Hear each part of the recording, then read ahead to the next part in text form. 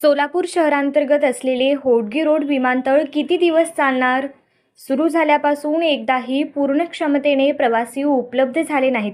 शहराचा खऱ्या अर्थाने विकास साधायचा असल्यास आंतरराष्ट्रीय दर्जाचे बोरामणी विमानतळ होणे आवश्यक आहे. सत्ताधाऱ्यांनी माझ्या नावाचा बोर्ड काढून टाकत तो कचऱ्यात टाकावा, परंतु बोरामणी विमानतळ विकसित करा अशी खंत माजी केंद्रीय गृहमंत्री सुशीलकुमार शिंदे यांनी व्यक्त केली. हेरिटेज येथे झालेल्या एका कार्यक्रमात माजी केंद्रीय गृहमंत्री शिंदे व माजी उपमुख्यमंत्री विजयसिंह मोहिते पाटील एकाच व्यासपीठावर होते.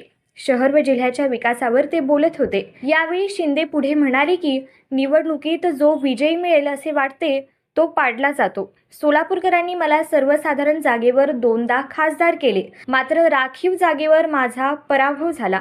आम्ही प्रभावीपणे काम केले, लोकांनी ते स्वीकारले नाही. नाराज न होता काम केले पाहिजे, ते आम्ही करत आहोत. लोकशाहीत चिंतन केले पाहिजे. बोरामणी विमानतळासाठीची जागा जरी माझ्या कारकिर्दीत संपादित केली असली तरी भविष्यात आंतरराष्ट्रीय विमानतळ होण्यासाठी सुशीलकुमार शिंदे हे नाव काढून कचऱ्याच्या पेटीत टाकलं तरी चालेल, पण विमानतळ होणे महत्त्वाचे आहे. बोरामणी आंतरराष्ट्रीय दर्जाचे विमानतळ व्हावे यासाठी अनेक वर्षे मी प्रयत्न केले. मात्र काही लोकांचा हट्टी स्वभाव असतो की इथंच झालं पाहिजे. पण इथं कसं?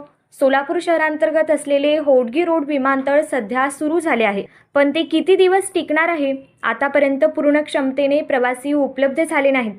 आम्ही म्हणतो की ठीक आहे, सत्ता त्यांची आहे, तेवढं तरी चालू द्या, पण तेही विमानतळ चालत नाही.